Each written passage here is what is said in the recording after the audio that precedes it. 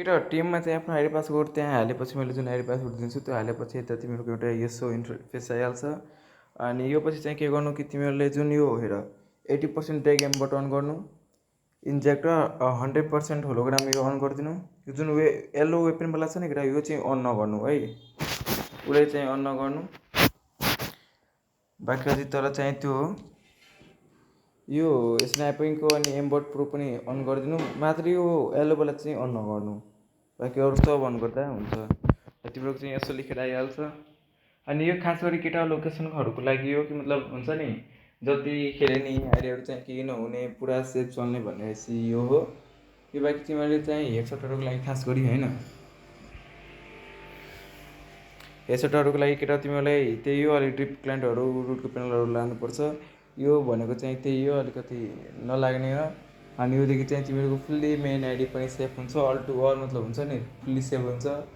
अलिकति हेडसटहरू लाग्नेवाला हो यो, धेरै एकदम हाईवाला होइन।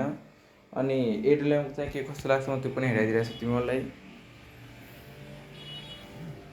जुन एम्बट छ त्यो एम्बट एकदम थोरै छ यसमा, त्यही भएर यो चाहिँ फुल्ली एन्टिबेन हो अरूदेखि। जस्ट लाइक तिमीहरूलाई केटा फेरि यो नसोच्नु कि बोर्ड आइडीमा लाग्छ लामो पाएर बनाएर छ मेन आइडी सेफ होइन भनेर, त्यो चाहिँ नसोचिदिनु कोही पनि।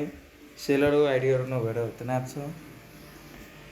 तिमीहरूले चाहिँ त्यो हेर है केटा, एनिमीले हेरेको छु एनिमीको चाहिँ कति माथि कति टाढा त्यो राखिने तिनीहरूले ड्यामेज ल्याएर छ।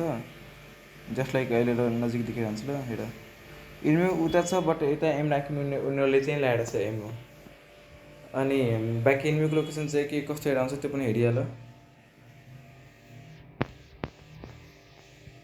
हेरेको छु केटा, त्यहाँ उता एनिमी रहेछ उता एनिमी रहेछ। अब जहाँ एनिमी छ सबको लोकेसन हेर्छ। यहाँ भर्खर एकजना मुजी मरेछ ल।